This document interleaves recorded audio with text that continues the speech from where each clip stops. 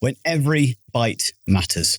What if the food on their plate could affect the story of their later life? Mary Merheim helps carers turn mealtime stress into moments of nourishment and dignity for those we love most when every spoon matters.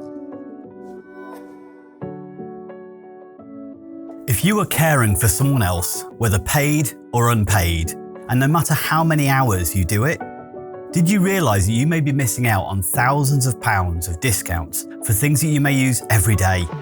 The Able to Care podcast is proud to be sponsored by the UK's #1 carers card.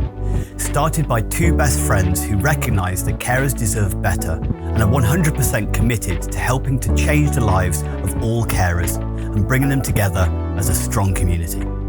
Carers Card UK provides support, recognition and rewards. It offers reassurance by providing an ID card that helps access emergency information when needed, while also unlocking discounts, a wellbeing hub, a carers circle tool and a community through their app. All of this for less than the price of a box of chocolates a year. There are discounts on gym membership, days out, electrical goods, clothing and even glasses. Let others know you care while taking a little care of yourself with an ID card you can be proud of.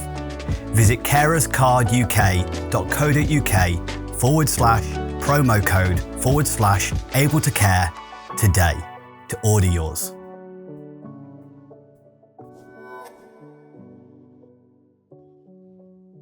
Hello and welcome back to the Able to Care podcast. I'm your host, Andy Baker, and today we're talking about something all too often overlooked, but absolutely vital, and that's nutrition in older age, especially for those living with frailty, illness, or change. Now, for many carers, whether family or paid, it's not just about what's on the plate, but what it represents: health, connection, dignity, and love. My guest today, Mary Merheim, an elderly nutrition consultant, has spent over 10 years helping families relieve the anxiety around mealtimes. She's the author of Navigating Nutrition in Later Life. She offers one-to-one coaching, workshops, meal planning help, and on-demand courses, all designed to support carers in making nourishing, stress-free choices. Today, we'll explore what goes wrong and why, what often goes unseen, and what practical changes can make an enormous difference, so that those in our care are not just nourished, but nourished well, emotionally, physically, and with respect. So, Mary, thank you so much for joining us today.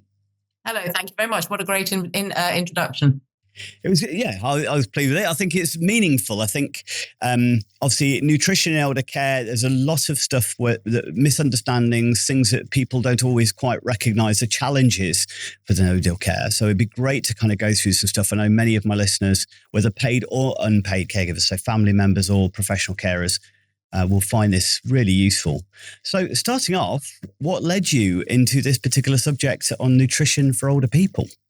Well, that's a very good question. It's something I have started in later life, really. I took a break from teaching. I had a 25-year teaching career to look after my own father, who was late 80s and just wasn't doing very well, really. He'd been an incredible chap. We lost my mother when she was 58, so we're talking 30 years on. And in those 30 years, I suppose what we'd call now is a foodie. I mean, he made his own pate. He put his life and soul into experimenting with food and nourishing himself and playing around. I remember, to our disgust, he bought what we call a tongue press, which is he would buy a tongue and then put jelly in it, and to me, he was very, very scientific chap, and he really loved doing that. Anyway, so fast forward to late 80s, and his oomph had gone, and he'd lost his interest in food, and he was just failing, really, for no good reason other than he just didn't fancy very much at all. And I just wouldn't let that happen, really. I didn't want him to just fade away because he didn't fancy eating. That didn't seem right. That didn't seem the proper way to go. He wasn't really ill with anything.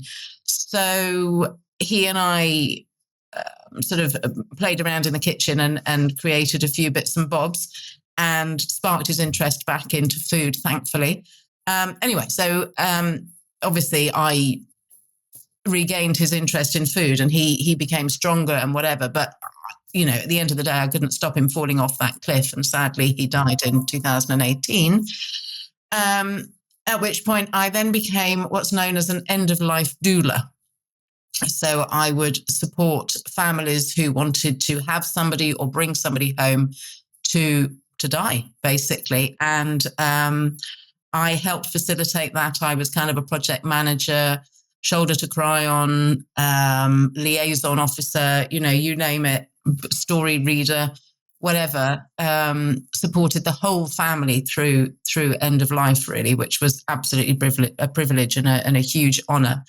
But in that process, I also discovered that this loss of appetite wasn't just a him thing. It was so widespread and so individual, and people were just floundering, looking after their elderly relative who always used to love their roast dinner on a Sunday and were losing weight. And your natural instinct is to push more on somebody almost, because you think, well, come on, you must eat more because you're losing weight, which probably we'll discuss a bit later on, is not a very positive experience for the person who's struggling to eat.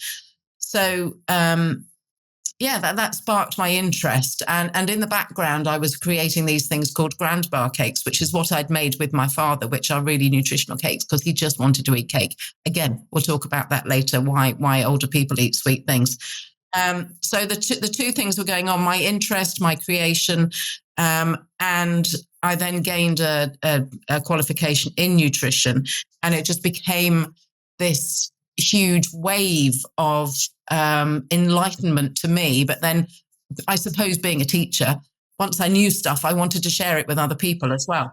So, and it just, the word spread really. And I've been as you say, I've been supporting people for a while now with their family members who are struggling to eat, and it's a very stressful situation.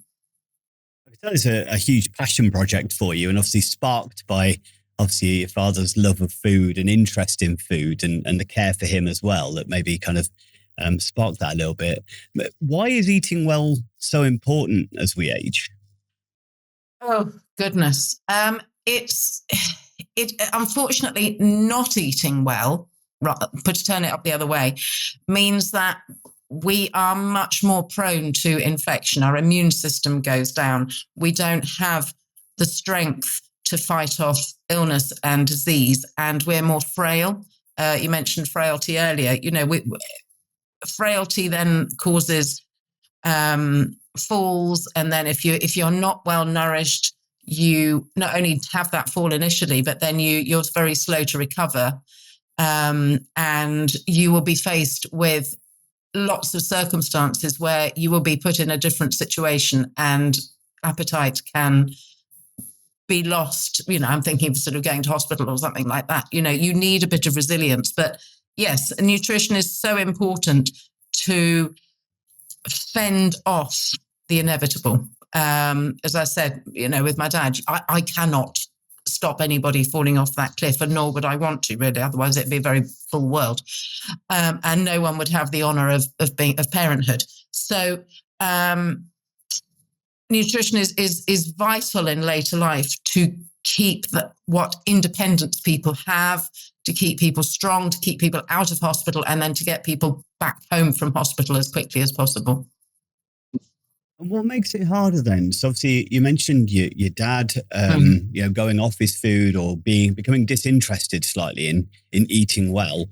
But this is something that we commonly know of in care settings, and I'm sure many families listening experience as well. So what makes it harder for older people to maintain their enjoyment of food and nutrition?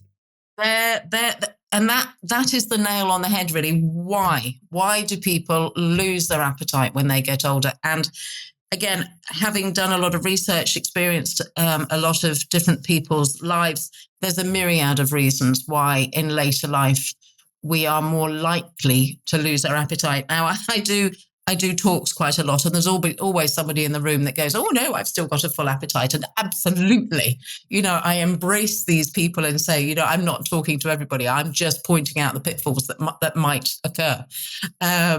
So there are lots of reasons why somebody might lose their appetite. I'll give you a list if you like. Do you want me to go into that? Let's go through it. Yeah. Okay, so there's lots of reasons why people might lose their appetite. I mean, the first one is possibly my father's situation, in that you're on your own.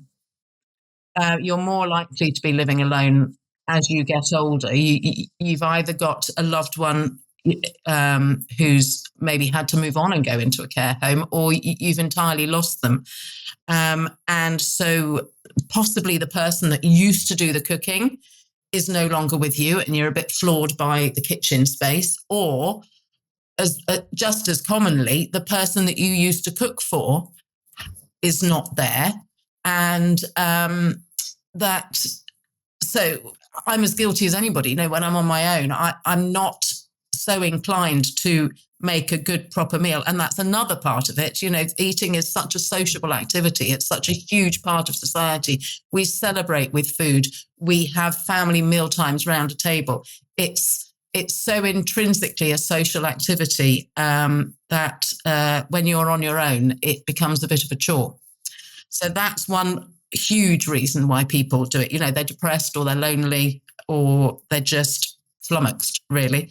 Another one is you're more likely to be taking medication that might reduce your appetite. I mean, I won't go through all of them now, but there's heart medication. There's all sorts of medication that can lower your appetite. I mean, that's been proved recently with the likes of the diabetic drugs. It's now been turned on its head, and it's being used for weight loss. So if you go back into that, it then shows you that some diabetic medication can reduce your appetite. So that's one big problem. As I said, just going into a different facility, maybe you've gone into respite care for a little while, or you've actually gone into a care home, or you're in hospital, and meals will never be served on the same plate that you're used to. They'll be served at different times. They'll look slightly different. And if you're feeling slightly fragile anyway, that can just not spark your appetite. So that's another reason. Fourthly, I'm thinking of lack of strength. We do get frail as we get older, generally. So, you may not be able to pick up the saucepan. I used to look after a lady who was in her 90s, and I would go in every morning and I would open her packet of ham. I would take the top off her milk bottle, because the arthritis or just the stiff hands that she woke up in the morning didn't allow her to get into the food that was in her fridge. There are simple problems that become overwhelming. I mean, she really thought she was going to have to go into a care home because she couldn't open her milk bottle. There's other things as well. There's I find this bit really fascinating, but as we age, obviously our whole body is deteriorating, for want of a better word, including our taste buds. Now, when I was young and at school, I remember drawing a map of a tongue, and you were shown where the sweet but taste buds were and where the bitter ones were, etc., etc. Well, modern day thinking is that each taste bud itself has different receptors, but the savory ones tend to, and not always, but the savory ones tend to weaken more quickly than the sweet ones, which is why, as we get older, we gravitate towards sugary drinks and cakes and biscuits. The problem with that is obviously the lack of nutritional value in those. So that's another big issue. And then obviously you've got other things like dementia. Also, there's a lot of reasons, but if we can get down to why, we can quite often start working on a solution. That's really interesting. I know there's some bits in there that have made me think, and I've made a note of them because they're really interesting. Kind of just thinking, yeah, absolutely. When I've lived alone, it's just that desire to cook isn't there. It does feel more like a chore than something enjoyable to do, because that's a social activity, sitting with somebody and eating, isn't it? Yeah, absolutely. I mean, when I support families, and I'll quite often say to them, when you go and see Auntie Flo say, it's wonderful that you take a lasagna for her to eat when you've gone. Yeah. I'd rather you took a lasagna to eat with her. Yes. Because it's been proved study after study that if we eat socially, we eat more. So if you are visiting an older relative, an older friend, always take something to share, even if it is a packet of biscuits or something, but just always take something to eat, to share with them rather than to leave for them to eat alone, because I can guarantee that more of it will end up in the bin that way than if you were eating it together. Yeah, absolutely. I'd also heard about the elements related to deterioration of the savoury taste buds. I've also heard that, I don't know whether this is right as well, and you correct me if you know it or you may not, but our predisposition towards bitter taste actually goes up as we get as older. So like children, we don't like bitter stuff because obviously bitter is usually synonymous with poison. So therefore that's from evolutionary basis. But then that deteriorates, we become more susceptible, which is why, again, everything tastes more bitter. So we go off quite a lot of the green vegetables and stuff like that can be a bit bitter. I don't know whether you're aware of that or heard of that before. Yes. I mean, I remember as a child hating broad beans because they had a bit of bitterness in them, didn't they? Yeah. Whereas I love them now. Absolutely. I mean, I do think that, that is totally correct. But I think as I'm talking sort of in later life, that I don't know, possibly it might go down. I'm not entirely sure on that one, but no, it's so interesting that our taste buds do change and we imperceptibly. Yeah, I think that's something we'll come back to because obviously that's really important for relatives to be mindful of, the fact that taste buds are changing, for instance. Yeah. But, and just thinking about it, actually, another reason why you might lose your appetite is false teeth or painful teeth. As we when we're older, even just getting to the dentist can be impossible.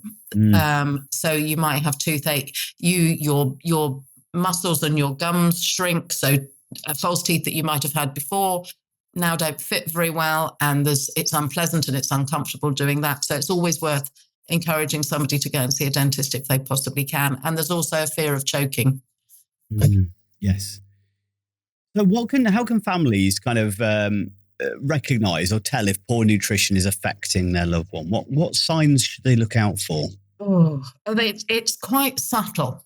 And I often do when I do a talk, I sort of have this big diagram of a very, very, very thin person at one end and a very, very large person at the other, and a sort of a spectrum of people in the middle. And I get people to say, who do you think is malnourished here?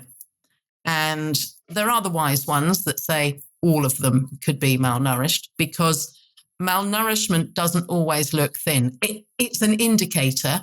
If you've got an elderly relative whose watch is looking a bit loose on their wrist, as I said, maybe the false teeth are a little bit looser, or they're using braces instead of a belt because their trousers don't do up so much, that's one indicator. But poor nutrition and malnutrition is different from undernutrition. So I always say to people, you can eat sausage and chips all day, every day, and you'd have technically a reasonable or a high BMI, but you'd still be very malnourished.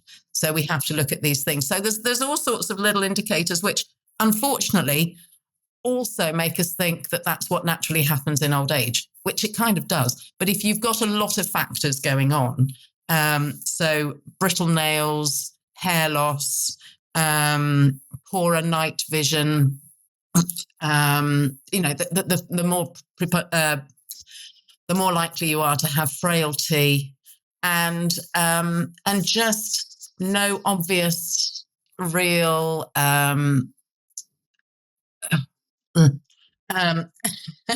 no obvious real desire to eat. We often talk about, what are you having for supper tonight, or food, as I said, because it's a celebration, comes into our conversation quite a lot naturally, and that you might notice somebody isn't doing that anymore. So there's all sorts of signs that either someone's chosen not to eat very much, or they're not absorbing the nutrients from their food. So as I said, it's hair, nails, skin, vision, frailty, weight loss are all indicators, but there's not a one-stop sort of obvious sign, sadly. I think it's quite hard as well. I suppose, as you mentioned there already, there's some of those are just signs that we might put down as aging. But I suppose is it kind of looking at the speed that those things are happening that actually seem to be progressing more quickly than we'd expect them to? It's not just age related. It's Yeah, I mean, the problem is that we don't know what to expect. If we will, many of us have aging parents. I often talk to what we call the sandwich generation. So people who are looking after their own children, their own teenagers, their own young adults, and suddenly also have to start caring for an elderly relative as well.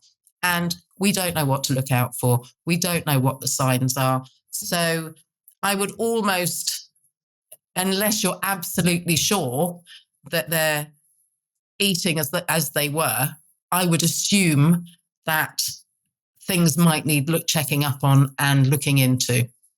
And it's so important that you do have really good nutrition, as I said, because it keeps you out of hospital. It's so important. There's a lot of talk now about kind of or greater understanding how nutrition actually plays a big part in things like mental health as well. Mm-hmm. So how does food affect kind of mood and I mean, can it even affect memory? Does it impact on dementia and things like that in later life? Oh, to be honest, I haven't looked at any studies in depth about that, but it can. You can become we all know that hangry, irritability. We all get tired if we've not eaten. We drop things. Poor nutrition in later life. The dangers are the same as when they're younger, but we can bounce a bit better when we're younger, and we can juggle a bit better. The consequences are much steeper in later life if we're not eating well. Yeah, it's a principle of you are what you eat, isn't it? And therefore, it's the combination of nutrition, exercise, all of those factors. I suppose again, if your nutrition's low, that's going to impact on your desire to move and be active as well. So there's always going to be that one thing has a knock on a domino effect to kind of everything else as well, doesn't it? You're right. You become more tired. And so you drop all those invitations to go out and meet people, and you choose not to do things, and you go to bed a bit earlier, and all those things that make your life richer as you age and become more important. The contact with other people is massively important, and if you're not feeling very strong and you're not eating very well, as you say, you're not going to exercise, you're not going to build up any resilience. Your muscle mass will dramatically drop, which we all know is a hugely important thing to keep you stronger for longer. It has a huge impact on your health. You indicated earlier, you kind of mentioned it briefly, that sometimes some of the strategies that maybe carers or family members try and use to encourage their loved one or the person they're caring for to eat might actually be detrimental or counterproductive. Can you just go into that a little bit? Well, yes, and I was as guilty as anybody. I'm not preaching because I'm here because I didn't know what on earth to do. And yes, I had a client actually whose mother was in a tricky situation a couple of 100 miles away, and so she decided to bring mum home. And mum was looking a little bit frail and a bit depressed, as you say, and just not herself and whatever. So this lady phoned up her husband and said, right, put the sausage and mash on for mum when we get home. It's her favourite food, lots of gravy. And so they brought mum home and they sat her at a table, and mum looked at the meal and just went, that's disgusting, I can't eat that. And this absolutely floored this poor woman, because it's like, but that's your favorite food. What on earth do I give you now? So we mean well. And I was pretty much guilty of, well, as long as he's eating something, it's better than nothing. And not really, sort of, but not quite. You want to feed somebody up, and you think the right thing to do is to give them bigger portions, or to inundate them with lots of beautiful meals on the table. And actually, the way to really help somebody encourage them back to eating is picky bits and little and often, and working from, well, what do they want to eat? If they want a bowl of cereal, we can fortify that bowl of cereal. We can start there. Or if they want soup, we can start there and then start adding things onto that when that we've caught that bit. And even just ice cream. You can make ice cream much more nutritious than it actually is by adding a few bits and bobs. I always try to say to people, don't be dictatorial. Don't assume that you know better, obviously. And I think we're probably going to discuss this a bit later, but there's a huge shift between a parent, which is what we're often talking about, a parent bringing up a child and introducing them to food and making them nutritious, which is what we want to do for our own children. And then that role reversal is a very tricky journey to go on, because it's very easy to say that you know best, or it's very easy not to want to step on toes. You have to find that middle ground to sort of appreciate where that person is coming from, what their needs and desires are, and the fact that they're 80 odd or whatever. I don't want you telling me what I want to do. But you work together, and as I said, you take what that person is wanting to eat and you work on it. I think food is an incredibly emotive subject in a way, though, isn't it? As far as there are so many scripts that we have from a young age, as far as don't waste food. There's starving children out there. You should eat your peas. Like what you should and shouldn't eat, and how you should clear your plate, and that's kind of ingrained from a very young age. I should imagine when that changes, one, for the individuals who are experiencing it, they're going to be shifting, maybe feeling elements of shame, anxiety, and guilt associated with that. But it also must create some emotive feelings in caregivers as well, like going, well, I was always told you to clean your plate, so I need to now make mum clean her plate because that's what she's always taught me is the right thing, and a good person eats all of them food, sort of thing. Very much so. And particularly the generation we're talking about, the post-war generation, it really was very much, let's not waste things. And again, that is a problem that I've encountered with certain people, that another lovely woman who didn't want to open a tin of soup because she didn't think she could eat it all and she didn't want to waste half the tin. And that's another rabbit hole we could go down about sort of manufacturers making them more appealing, and bigger isn't always better.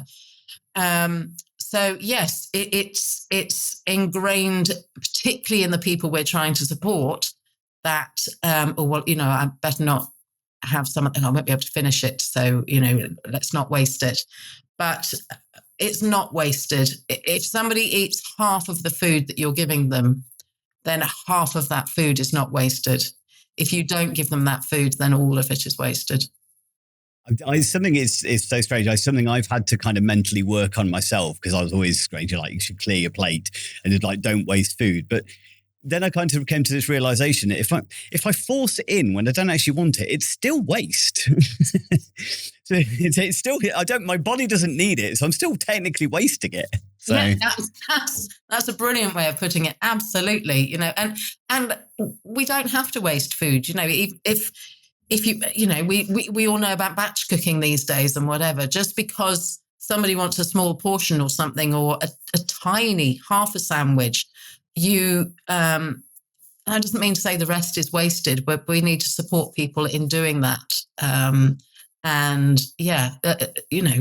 Introduce ways that we won't necessarily waste it, but you can cut down your portion size. But yeah, you're absolutely right. Overeating is wasting food as much as leaving it on your plate. Have you ever encountered an adult or child's behaviour that has felt difficult, overwhelming, or challenging? Have you sometimes felt at a loss of what to do, or know that you didn't handle it quite right? People are complex and unpredictable, and their behaviour can be like the weather. We've all made the mistake of looking out the window and feeling safe to wear shorts, but 5 minutes later, wishing for an umbrella. But what if, like a weatherman, you understood how humidity, temperature and pressure all come together to cause the weather, allowing you to better prepare, predict and respond and prevent ever having a picnic ruined by a thunderstorm ever again? My book, called Targeting the Positive with Behaviours that Challenge, helps you to become the weatherman of behaviour. It provides you with a toolkit to increase competency, confidence, resilience and empathy, so you feel more assured about how to respond to distressed or dysregulated behaviours in others, including those affected by trauma, mental health, neurodiversity, learning disabilities or dementia. Build better connections, achieve de-escalation and improve outcomes for yourself and those you engage with my celebrated 6-stage target model, a step-by-step process to reduce distress for everyone. Discover my empowering, person-centered guide in Targeting the Positive, written by me, Andy Baker, available from online bookstores worldwide. Find a link in the description and order today. So obviously you give lots of different tips to family members, stuff like that. But what are the kind of the small changes that people can make that can make a big difference? Yeah, and that is all I am. I do small changes because otherwise you're going to face resistance. So small changes. Now, I'm a huge shouter from the rooftops about whole milk. Whole milk. And the problem is we've been told to think that it's full fat milk. Oh, we mustn't touch that. It's full fat milk. Whole milk, full fat milk is 3.5% fat. A tiny amount of it is actually fat. But a lot of the really, really good fat-soluble nutrients are in that bit of fat. And if you go from whole milk down to semi-skimmed milk, you go from 3.5% down to 1.5% fat, which in the whole scheme of things isn't a huge amount of fat loss, but it's 50% plus of the fat-soluble nutrients. And there's been a lot of talk actually these days about how full-fat yogurts, full-fat milk are much better for you because if they take the fat away, particularly in yogurts and things like that, they replace it with all sorts of artificial rubbish and sugar and things that we're not designed to digest and get nutrition from. So absolutely full-fat milk, full-fat yogurts, Greek yogurt, as much as you can, because the fat isn't going to do anybody a huge amount of harm at that point, but not getting those nutrients will. So that's a big one for me. Yeah. And I'm also a big fan of eggs. Eggs are amazing. I mean, I don't know, you're probably too young to remember Edwina Currie, but okay. Your youthful good looks give that away. Pull it off. It's the lighting. Oh, okay. Well, you're sitting in the dark. Edwina Currie was, you mustn't eat eggs. Salmonella, really, really bad for you. The British Heart Foundation have now debunked all that and said you can eat as many eggs as you like. Now, eggs are fantastic. I say to people, you look at an egg yolk. Now, an egg yolk is all the nutrition that a tiny little bunch of cells need to form into a fully functioning, breathing, squeaking chick. Yeah.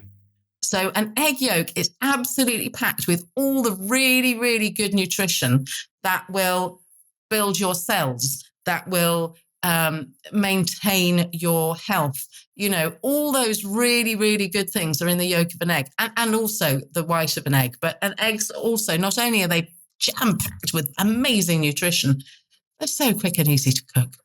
And they're not expensive. You know, it's just an omelette here or there or a bit of scrambled egg. You know, if somebody really doesn't want to eat an awful lot and are worried, then do an omelette with some amazing whole milk and some nutritious bits of whatever, you know, a few vegetables and mushrooms and little bits of meat in them. I mean, an omelette's fantastic and you don't get a lot of waste. You can choose how many eggs you eat. I just think eggs are just amazing. I really do, at this point in life. What else would I suggest? Do you remember something called Marvel? Do you know something? Dried skimmed milk powder. Yes. Now, I'm going to take back what I just said, because I'd said that you should have full fat milk all the time. You can't really, unless you're on buying on Amazon. Should I say that? Buying on an online retailer. Yeah. It's not the BBC, thankfully. No. And it's all skimmed milk powder, but actually in that skimmed milk powder is a huge amount of protein. So if somebody's having a yogurt, if somebody's having a cup of coffee, if somebody is having anything with a sauce or whatever, make some of that dried skimmed milk powder into a thick cream. Ignore what it says on the tin about what the ratios are. Make it into a lovely thick cream, just with cold milk, easy. And then if you add that to anything somebody is eating, you're adding an awful lot of really good protein, and it's natural protein. I'm not talking protein bars and things like that, because, there's a bit of controversy about those at the moment. But skimmed milk powder, add it to as much as you can, and then you've got some really good protein on that one.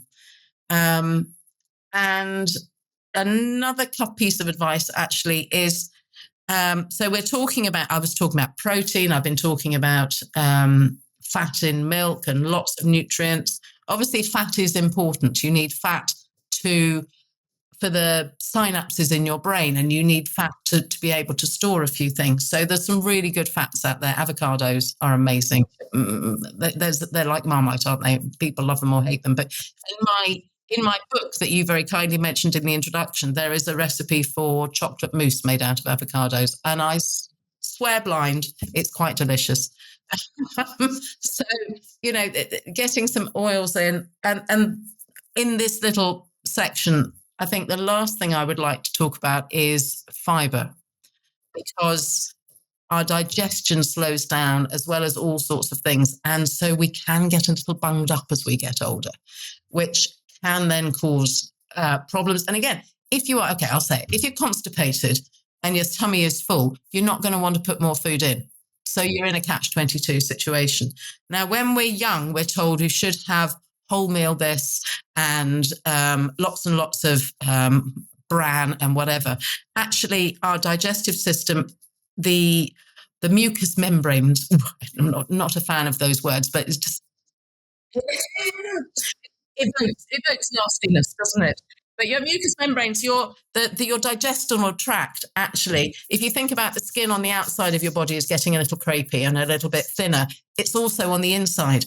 And if you go for high fiber when you're struggling with digestion, it can be too rough in later life. You can scratch it.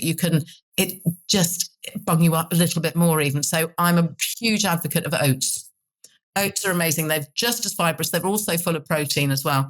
And they're much gentler on the system. So change your breakfast cereal from whole wheat to oats if you can. There's some really good little tips there.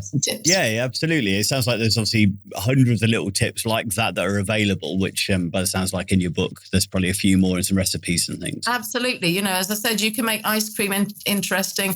Nut butter is an amazing thing. You don't just have peanut butter now. You can have almond butter. You can have cashew butter.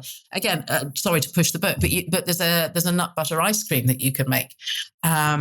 You can add nut butter to soups. You can add all sorts of weird and wonderful things. You can try them. Somebody might say, no, I don't want it, but you've got to try it really sometimes. So yeah, there's some amazing products out there. Well, I think this is a great opportunity as well with stuff like this, that so often family members are struggling to know what to do when they go to visit their relatives. They don't know how to connect. They're struggling for meaningful engagement. But as you said, if there's a reason that people like cooking, they like eating as a social thing, we can still be promoting independence, and I do a lot of work around the dementia world, kind of supporting people with meaningful activities. And it doesn't matter, even if it's towards a later stage, they can still be eating it, smelling it, touching it. They can still be part of the process. But actually cooking meals like that, try it out, experiment it, because they're probably going to be more likely to try something that they've actually been involved in creating and making. Absolutely. I'm a huge advocate in getting someone involved in writing the shopping list, to getting excited about what you're going to be making today. And, should we tweak this and give a little bit of a change to that? Absolutely include the person. If you're caring for somebody, include that person into what they particularly want, and talking about memories and what they ate when they grew up. I mean, there I was going a bit yucky at the thought of a pressed tongue, but actually it was a thing of its era because meat was in short supply. So get the person you're caring for to reminisce about what they used to eat, and maybe teach you some things. Give them control. Give them some ownership of what you're trying to do. As I said, the change in relationship can be really hard. So we have to tread carefully. So try and make it a two-way thing. You teach them a few bits and bobs about how we can add nutrition, and they'll teach a few bits and bobs about what they used to eat as well. Something you mentioned there a moment ago actually kind of sparked the thought of, obviously one of the things is trying to promote eating. We did some work with a care organization that was actually starting to use smells to promote appetite in their care settings. So they put the smell of coffee in the morning, helped to orientate and made people think about breakfast. They put the smell of baking bread through at lunch because, supermarkets use that to get you to buy more because the smell of baking goods makes you hungry. So other than that, is there other things that you can use to kind of promote and encourage appetite? Absolutely. I mean, we could go back to the good old days and have a sherry before we have a meal. And I'm not saying that's a bad idea. That does get the body going and start to want to eat. So maybe introduce a little bit of sherry in the evening meal or something like that. I used to work in a care home actually on a dementia unit, and we would make mealtimes a very pleasurable idea.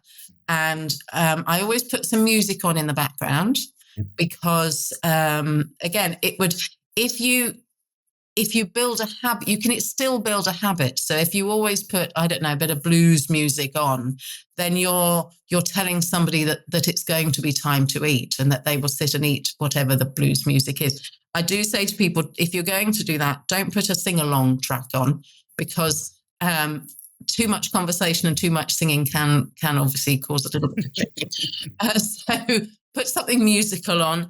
Try to discourage too much conversation while you're eating, because that can be distracting, but it also can be, as I said, cause a little bit of choking as well. So get the ambience right, get the conversation about the food and the meal. Have it before you eat and talk about what you're doing and what you're going to have later, and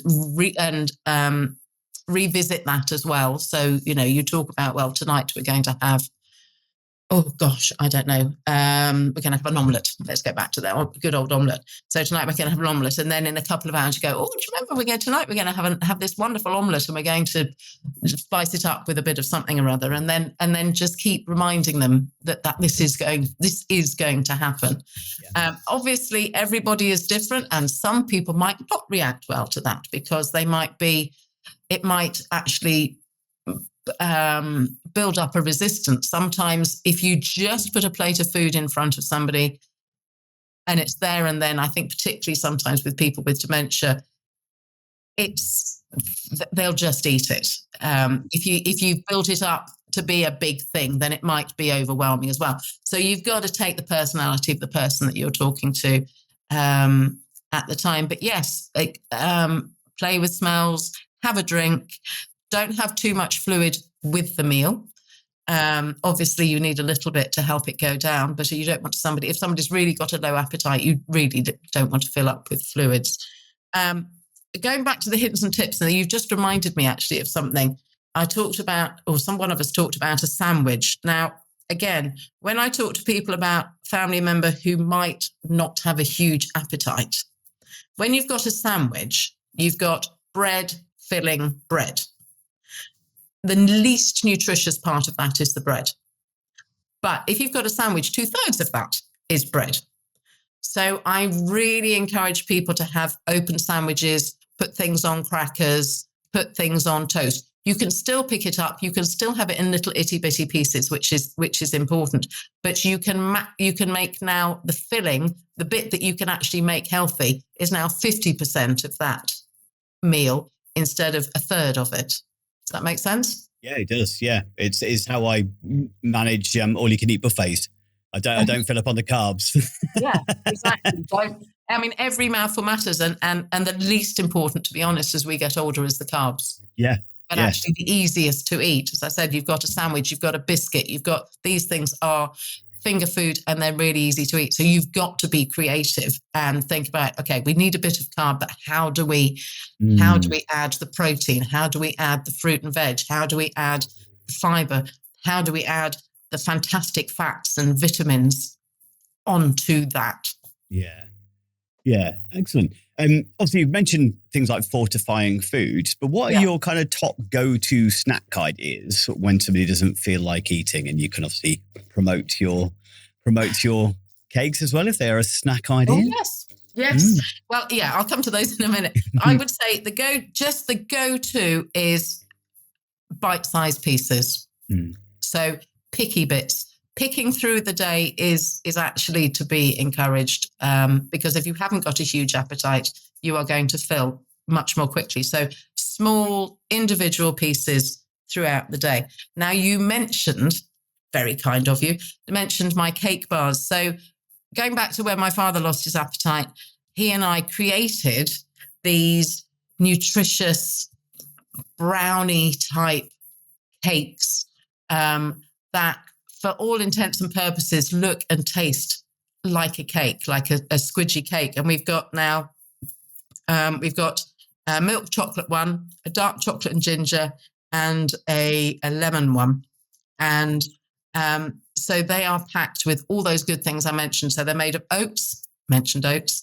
They're made of nuts. I forgot to mention nuts earlier, but they're a fantastic source of protein and fat and can be pureed. So they're made of oats, nuts, honey. Again, you do need a bit of sugar. You don't want to have too much refined sugar, but there's honey in those.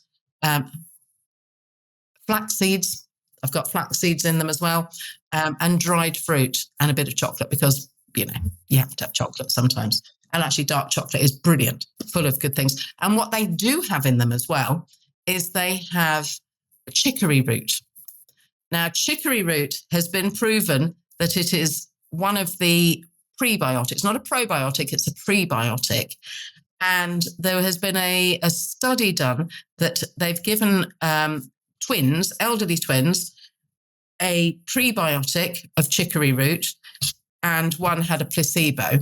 And actually, the person who had the chicory root, their memory skills and their reasoning skills were actually more improved by having this prebiotic, because as we know these days, our guts are the life source to us. We now know that that's where the hormones are made. We now know that that's, if you've got a healthy gut, you've got a healthy mind. It's all about having a really good, healthy gut. And if you haven't got a healthy gut, then you're not going to digest food well.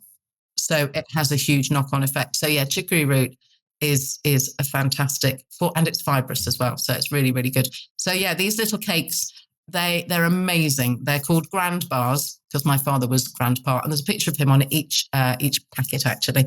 And yeah, they're not a meal replacement, but if somebody is going to go for a piece of cake or a few custard creams, perhaps, encourage them to have one of these grand bar cakes. They come in 2 little squares. So if somebody's a little bit wary, because again, we know that people can be very suspicious of what we're trying to feed them. So you've got 2 little bits. So you can say, oh, I'll have one. Would you like to share this? Or would you like to have one with your cup of coffee in the morning and one with your cup of tea at night? And they're delicious, they're tempting, but they're actually much more nutritious than a cake. So I would suggest small things, high nutrition. So obviously you've worked with a lot of families, and you deliver courses and you do talks around this particular subject. Can you give me a story of an example where nutrition's really actually, you've seen it improve somebody's life by managing to turn their nutritional habits around? Well, yes, absolutely. Do you remember I mentioned earlier about this woman who'd brought her mother home and the sausage and mash was not going to happen? So she called me in, and so because she'd known of me, and she said, "What on earth do I do?" And so yes, we sat down with Mum, and we went right back to basics, and we introduced little finger foods, little bits of soup. But the soup we absolutely fortified with everything that we could. We put dried skim milk powder into the soup. We put double cream into the soup. We put nut butter in the soup. We put meat into the soup. We made that soup lovely and puree and easy to eat, but we packed it full of really good things like cooked tomatoes as well. And slowly but surely, trial and error, as again, took the sandwiches away, gave her things on crackers. And she did. She went from a frail and depressed, not really speaking woman to beginning to thrive, and then thriving a bit more, and a smile on her face, and she was interacting with people. And the best result was that she went home. She went home, a care package was put in place. So the situation kind of changed. But yes, she went back home. I mean, you can't ask for more than that, can you? So is there kind of one thing? Do you notice the challenges, not just to people within their own homes and family members? Is this something you've come across, like a challenge within the care sector as well? Oh, totally. Very much so. As I said, especially when you're new to care, you're going to be eating at different times. You're going to be eating in a different place. You're going to be eating on a different plate. I also talk about when you go to hospital, because particularly again with this generation, they're used to eating at a table with a knife and fork. I think our generation, our little sandwich generation, we're the first sofa eaters. We're the first casual eaters. And so if you go into hospital or if you are bedbound, your body, your mind just cannot compute the fact that you're in bed and expected to eat a 3-course meal, a starter, a main course, and a pudding. It's really, really hard to change people's psyche like that. It's something, again, we need to look at, that you're not going to eat well in hospital, and we won't go down the rabbit hole of hospital food, but but yeah, eating in a different situation is really, really hard. The good thing, though, about if we're in a care setting is that it becomes a social activity again. So I'm not knocking I'm not knocking care homes. They're also on a budget. Here we are talking about, well, you can try a bit of this and you can try a bit of that. Unfortunately, care homes are on a budget, and a very tight one, most of them, all of them. So they are it's tricky that we've got to try and use what budget they've got wisely. But it is great that people are then eating again in a social situation, and not having to grapple with the top of the milk bottle and have to cook it themselves. There's pros and cons to every side of being independent at home and making it yourself, but there's also a pro to being in a care situation where you're in a group of people and they're mirroring the food that the way that they want you to eat. You're all sitting around a table, you're all eating the same thing. You start doing unconscious eating. It is there's a great opportunity there for getting people's appetite back.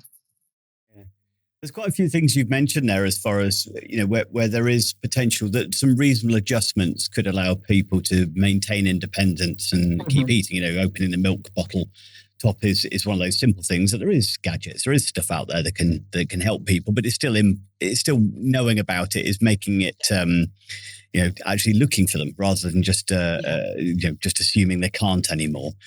One of the things Sorry. Yeah. I was going to say, absolutely. Yeah, we are new just like there's no rule book on parenting. And we get it wrong, but nobody notices because the kids are small and they don't tell anybody. But there's also, there's no book on parenting.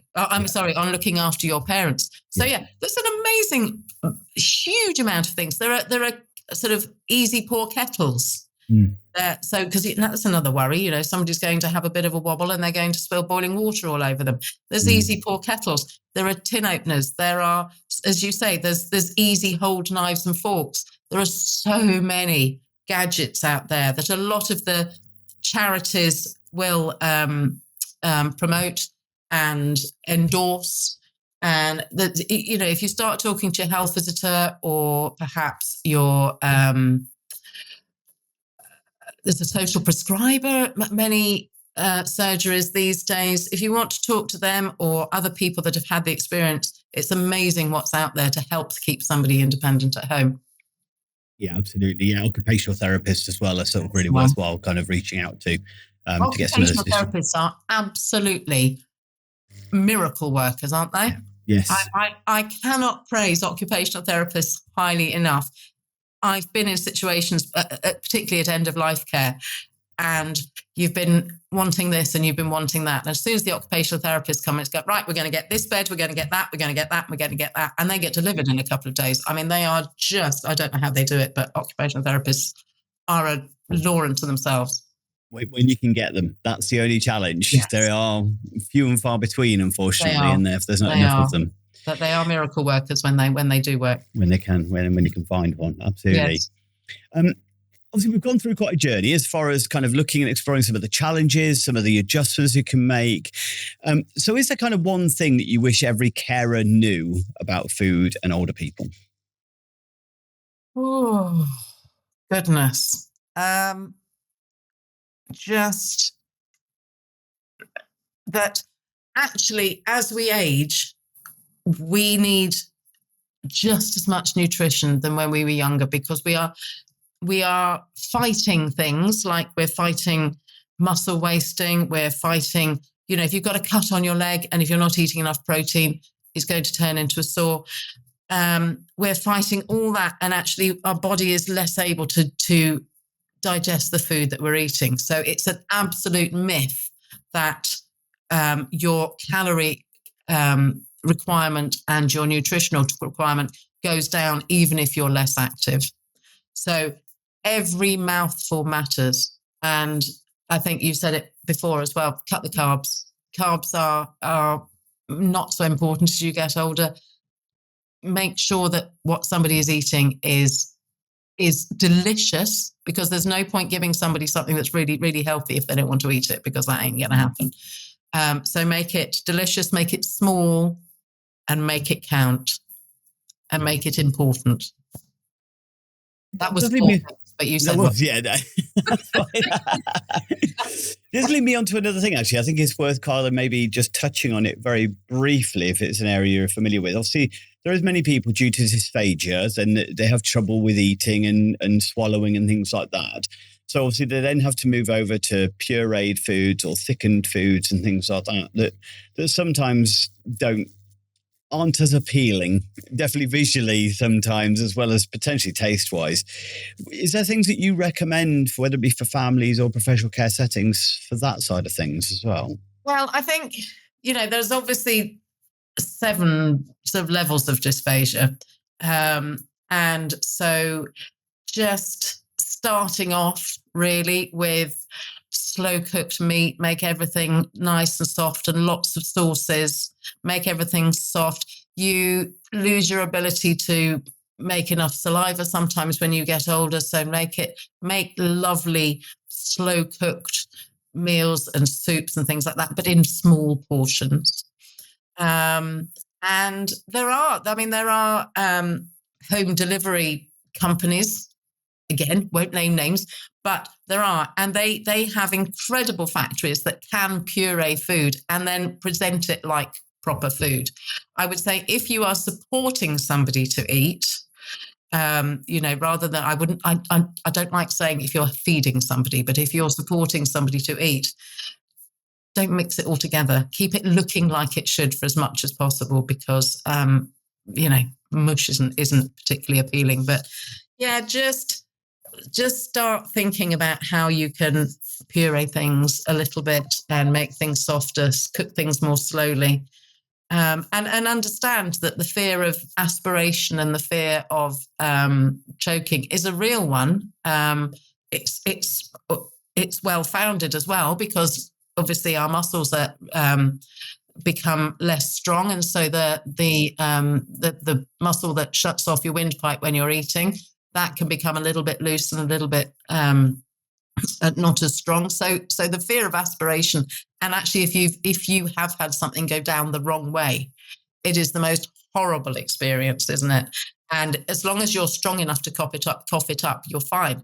Again, if you're older and you haven't got the lung capacity to cough something up, you've got to be really, really careful. So make it thick enough that it doesn't trickle into the lungs, but also make it soft enough that it's not going to cause a problem with chewing or swallowing. Thank you very much. Thanks for that, Mary. Well, it's been a fascinating kind of conversation. I think there's so much more that you could kind of pass on with the stuff you've spoken about, especially some of the signs and things. So where can people find more about you? Well, as you know, I have a website. So marymerheim.co.uk. You can buy my grand bars on grandbarsnacks.com, and they're also hitting Amazon this week, which is very exciting. And again, on Amazon, you can buy my book, which is Navigating Nutrition in Later Life. So yeah, if you want to get hold of me, there's ways you can do it on my website, or as I said, read the book or buy some grand bars and give them a try. You can buy a nice little trial pack of grand bars, which you can buy one of each flavor. So it's not, you're not investing a huge amount of money, and they don't suit everybody, but they might be a long-term or a short-term solution. I know somebody who actually had a load of box of grand bars when they went in for their chemotherapy because they really didn't fancy something to eat, but it's a long time that you're in there. And she was just nibbling away. So everything's worth a try. Yeah, beautiful. We'll make sure that within the show notes and in the description, that they can make sure they find all your links and everything like that to search you out and find you and find some more info. Sorry, I forgot. I'm on TikTok. Yes. I'm on Instagram. Yes. I'm on all of those really. But yeah, you can find me on TikTok, Mary Merheim. Lots of little short bits of information on there. It's beautiful. Lovely. Well, thank you so much, Mary, and thank you for your time today. It's been a pleasure having a conversation with you. Oh, it's been great, Andrew. Thank you so much. My pleasure. So for all of you listening and watching, if you found anything that Mary's gone through useful, interesting, then please like, comment and share, especially sharing it with loved ones or people that you know are caring for a loved one who is reaching the older stages of life. And this information, I think, was invaluable. So thank you very much.